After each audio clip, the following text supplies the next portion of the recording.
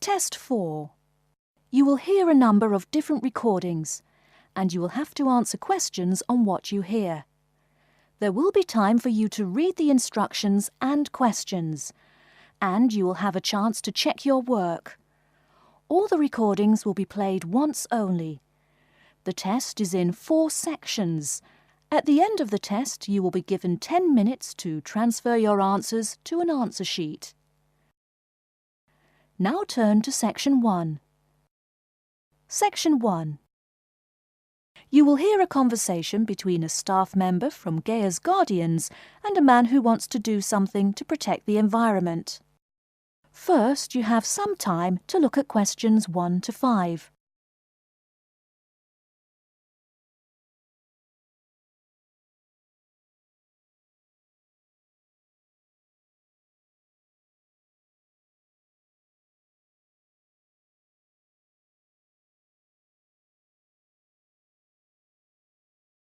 You will see that there is an example which has been done for you.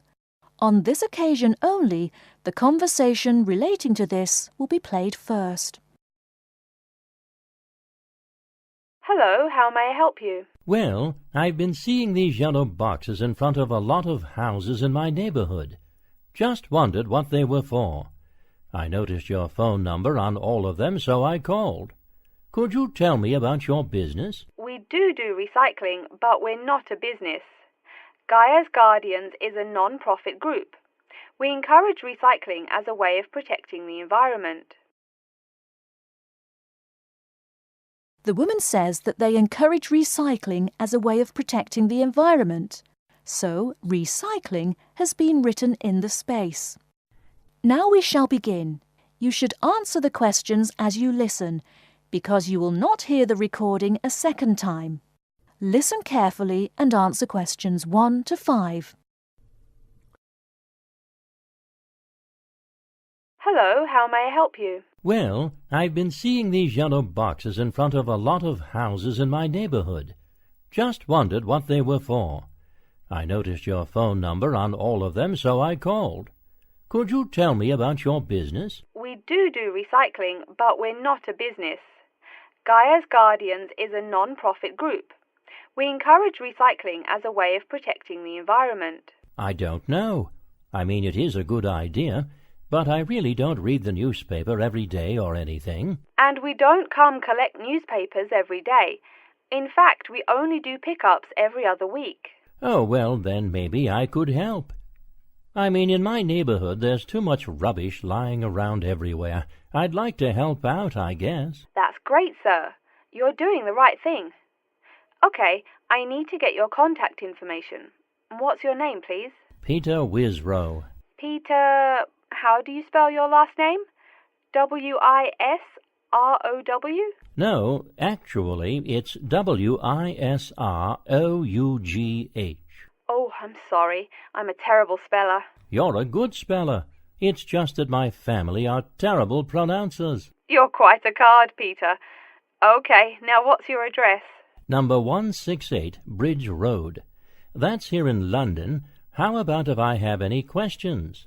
I'm sending you a copy of our booklet too. The booklet has our phone number and our email address, helpline@blackcat.com. That's HELPLINE at BLACKCAT.com. But I nearly forgot to ask, what's your postcode? BS9 7PU. PS97BU? No, that's B as in boy, S9 7P as in Peter, U. Before you hear the rest of the conversation, you have some time to look at questions 6 to 10.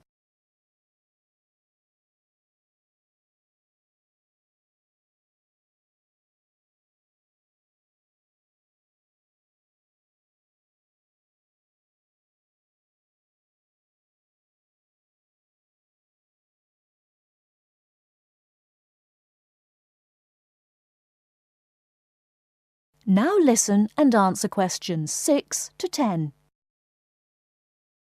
So I'm guessing those yellow boxes I saw are for recycled newspapers. Yes, that is correct, and it's free of charge. Wow, that's good news. Do you recycle anything besides newspaper? Oh yes, we recycle most everything. Glass, plastic, paper. Oh, so I can put like glass and plastic bottles in the box. Sorry again. Things like that you have to bring to our collection centre. And where is that? Our main centre isn't that far from you. It's actually right on the east side of Central Park. That new blue building? That's the one. Cool. Hey, what's with all those different colored boxes outside that place? Oh, that's for the different materials we recycle. The blue is for metal, the green is for glass and plastics, and the yellow, of course, is for paper. Okay. I'll try and manage to keep all that straight. Oh, no need. They're each labelled. Great. So which one would I put magazines in? Actually, they don't go in any of the bins. Unfortunately, magazines can't be recycled because of the material they're made of. It's such a waste. So, would you be interested in volunteering? I'll think about it. Could you send me some more info? Absolutely. Along with the newspaper box, I'll be sending you our booklet, Savvy. That is SAVVY. It tells you about what you can do to protect the environment in your daily life. Plus, it lists things you can do as a volunteer with our group. Hey, that's cool. Thanks. My pleasure. Do you have any other questions or concerns? Nope, that's it. That is the end of Section 1. You now have half a minute to check your answers.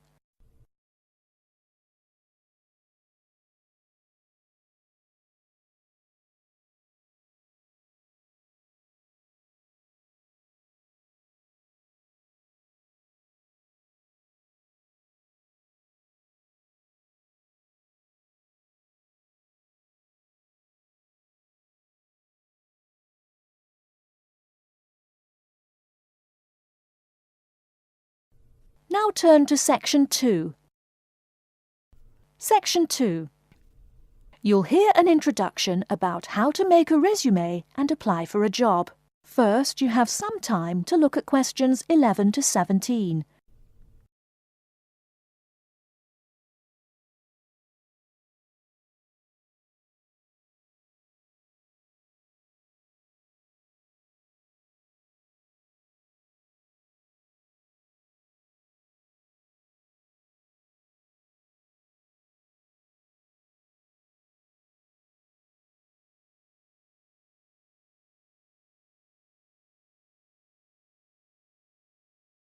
Now, listen carefully and answer questions 11 to 17.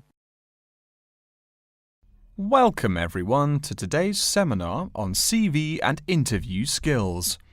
Remember, your CV is probably the most important document you will ever write. It opens the door to your career, and that job interview is probably the most important meeting you will ever attend. It's like stepping through that open door. So let's roll up our sleeves and get down to work, shall we? First of all, I cannot possibly tell you everything you need to know about writing a resume in the time we have. But let me tell you that there are dozens of great websites on the internet. These will give you all the suggestions you need. If you look at the paper I gave you, you will see a list of the dozen most popular sites. I can mention a couple of important points, however. One is that your CV or resume should not be too long. A page is about right. Why?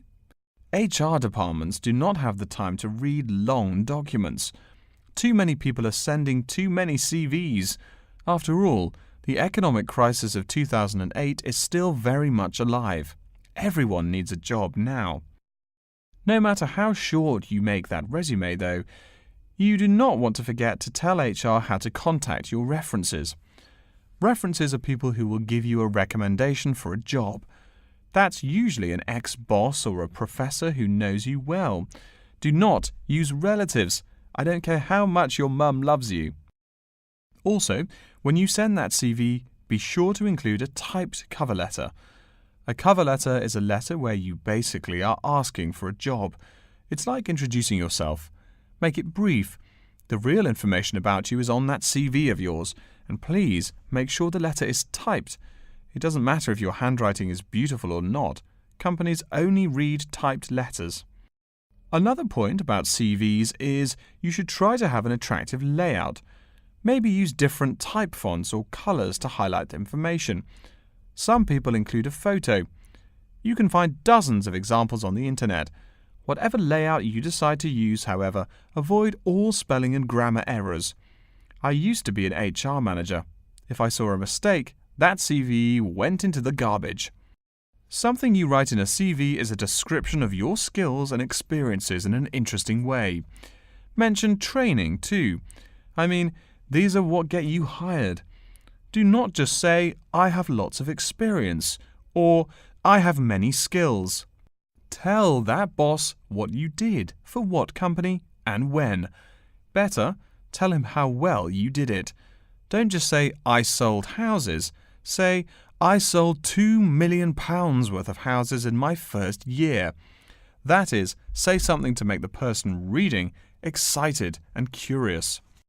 Finally, speaking of CVs, it's sad, but some people actually forget to provide a contact number. That's pretty silly. You wrote a great CV, you have HR dying to meet you, and they don't know how. You forgot your phone number. Oh sure, if you apply online, they have your email address, but you just showed them you're forgetful. Why are they going to want to talk to you after that?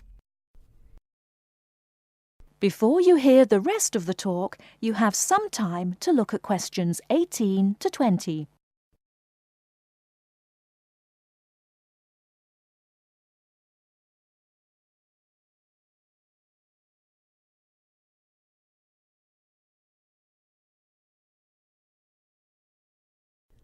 Now listen and answer questions 18 to 20.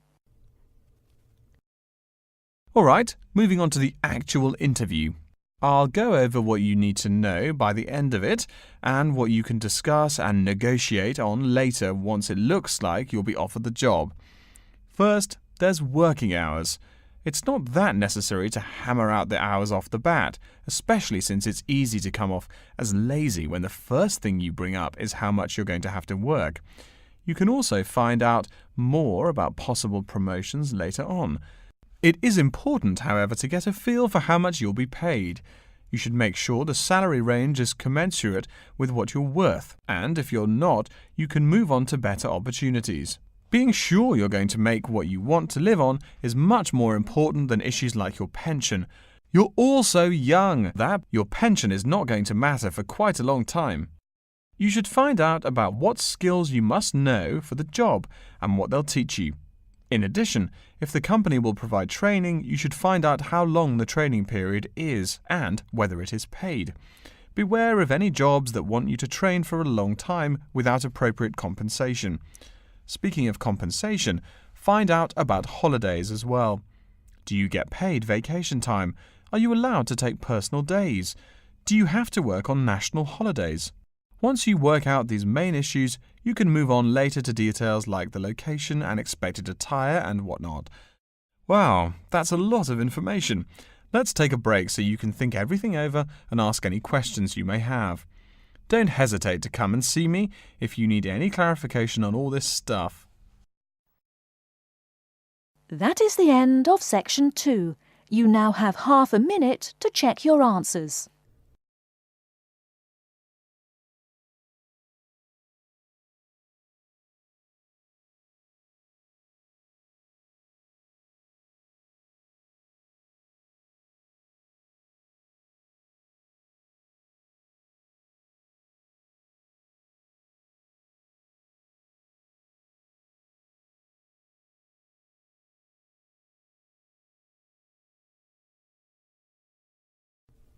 Now turn to section 3.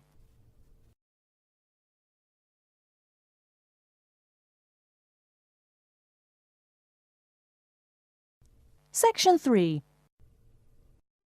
You will hear a man called Frank talking to Dr. Lindsay about what he should study if and when he returns for further classes. First, you have some time to look at questions 21 to 25.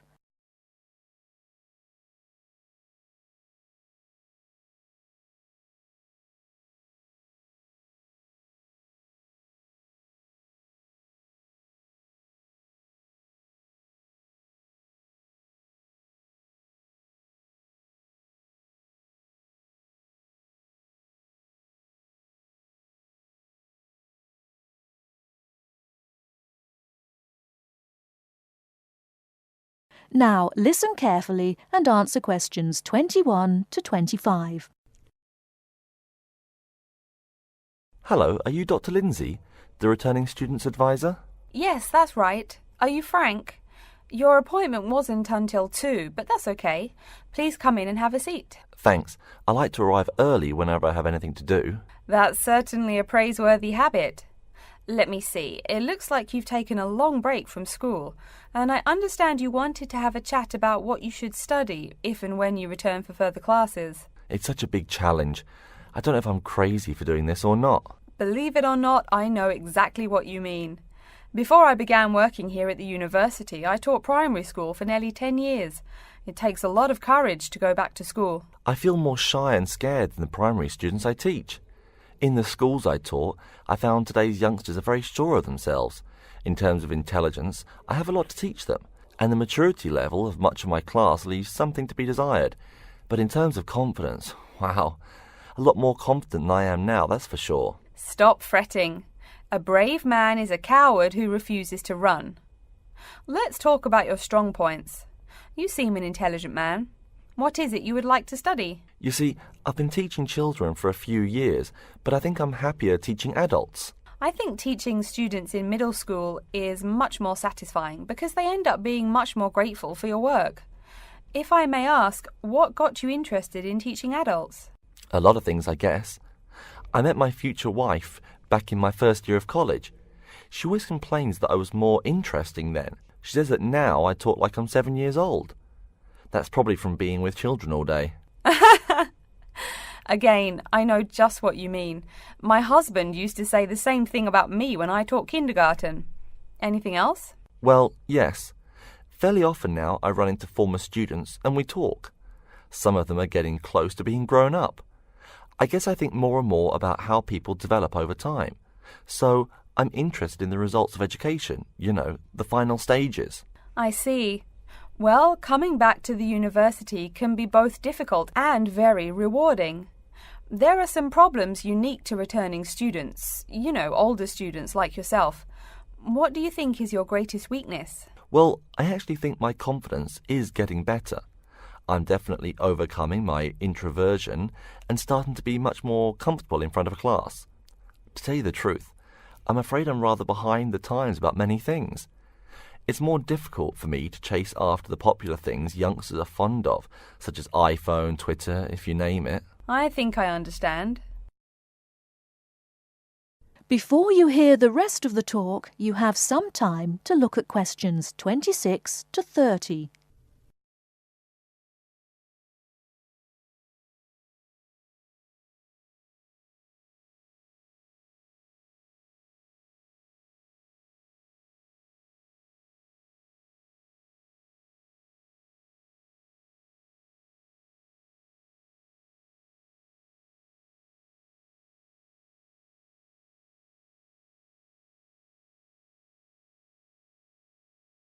Now listen and answer questions 26 to 30.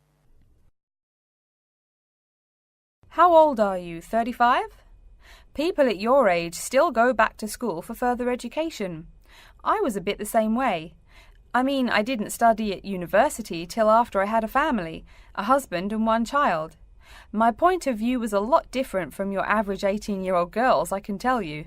Gee, that sounds pretty rough. A family and college? Clearly you weren't unsuccessful, though. It was, Frank, it truly was. My first term at school was extremely stressful. But, excuse me, you're not here to listen to my life story. We're talking about your plans. Is there anything unique I should know about you or your past experience or plans? I'm afraid not. There is nothing interesting about my career or plans. It's really not too impressive. Now, I forbid you to talk like that. This is your one life, and if you're not interested, why bother living it? Don't be so humble, Frank. Okay. My wife says I'm a wimp. Let's talk about your dreams a bit. You want to teach adults, you said. What would you like to teach them? Well, when I first came to college, I really liked languages and literature. A lot of people have told me that for practical reasons, it would be more rewarding to choose business management as my major. But I made up my mind to study liberal arts once I got the idea of going back to school. I must say it's refreshing to meet someone who knows there's more to an education than computers and finance. Let's have a look at the university course catalogue. Excuse me, Dr. Lindsay, before we do that, could I maybe ask you some questions about changes in university life? I think I need to discuss that so I know what to expect. Of course, I'm here to help you. The biggest thing to get used to is the change in technology. Professors present things on huge screens, many of which are interactive computerized whiteboards. You can write on them still and use them like a touchscreen. They're really handy. No more sloppy scribbled notes on the projector. Let's see, I doubt you'll be living in student housing, so I won't go into all the improvements there.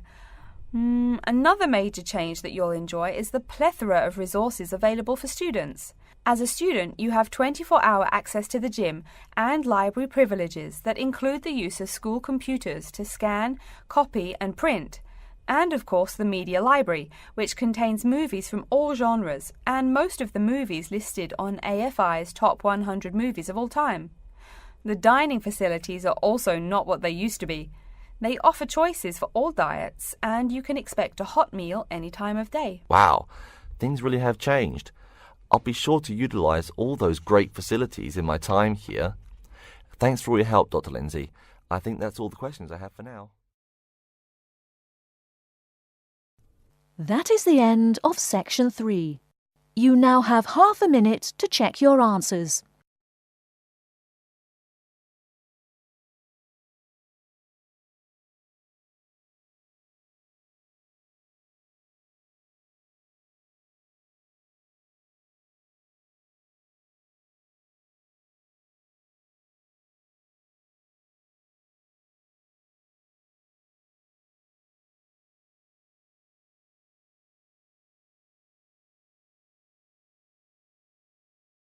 Now turn to Section 4. Section 4. You will hear an introduction about the curriculum and facilities of Waitemata University. First, you have some time to look at questions 31 to 40.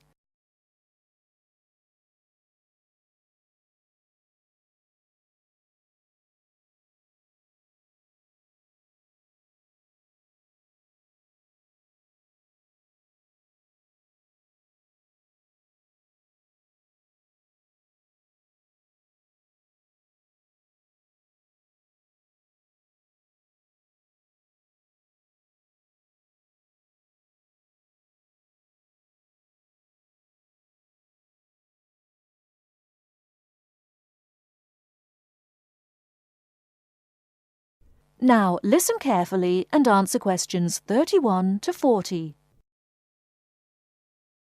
Okay, and welcome back. During the short break we just took, several of you approached me with questions. So before going on with the orientation talk, I'd like to address those queries. As I found, if one person asks a question, probably a dozen others are wondering about the same thing. The first question is whether Waitemata University employs modules technology as an instruction method. The answer is yes, we do. At least that's what the university catalogue says. If some of you don't understand what modules technology is, don't worry. I googled the word but couldn't find it. Apparently though, it's a method of broadband wireless access. At least that's what an American company's website told me. But again, don't worry. If you need to know something more, your professor can tell you. Another question someone asked me was what tomorrow's workshop on research methods and skills was about. Well, research skills include any method you can imagine for finding and presenting any information you need. That's not just schoolwork either. Writing English, the native language for most of you, and finding a job are also research skills. And yes, those will be addressed in tomorrow's workshop.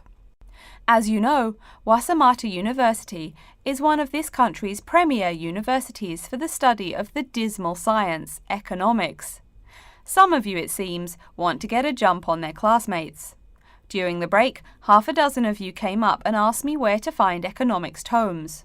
I know it's odd, but this school's library holdings are divided up between two libraries. Economics books are in the old library. If you look out of the window behind me, you can see it. It's the red brick building. Oh, before I forget, you economics types also need a lot of math, am I right? Well, those math books are neither in the old library nor in the new one. They can be found in the math department building. Why am I telling you this? Doesn't the invisible hand guide economists? Maybe it's good you asked. In 2008, that hand shoved most of the world economy off a cliff, didn't it?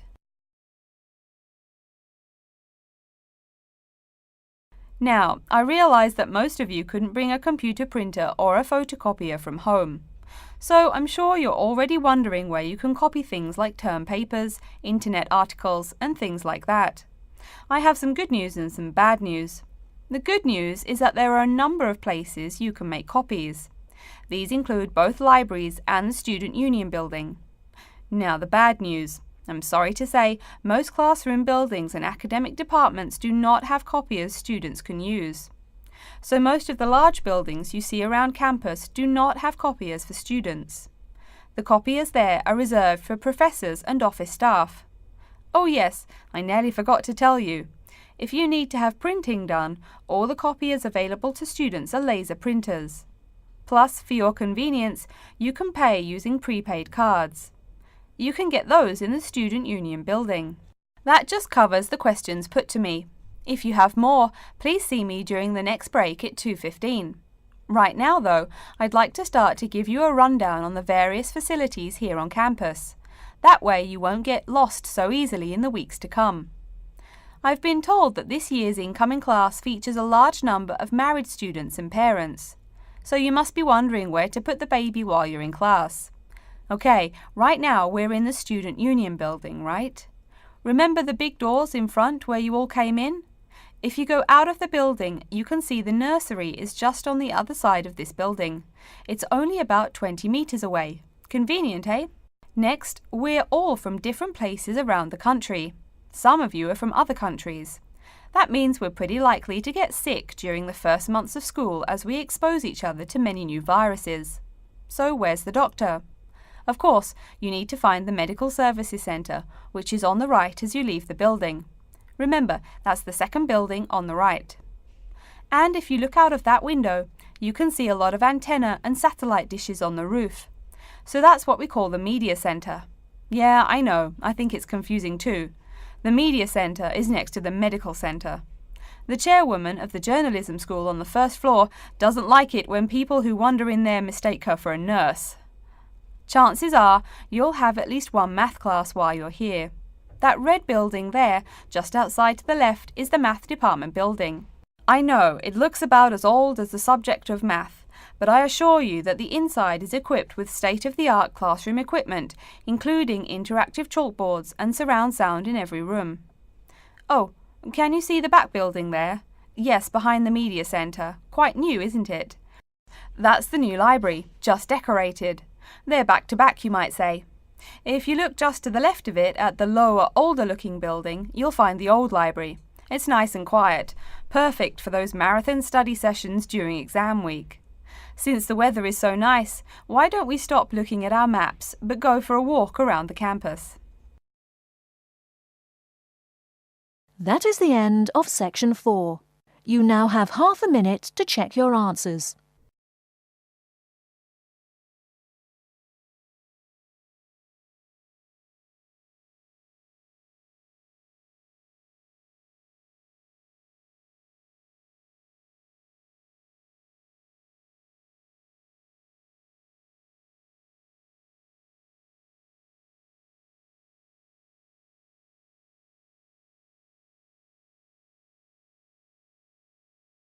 That is the end of the listening test. In the IELTS test, you will now have 10 minutes to transfer your answers to an answer sheet.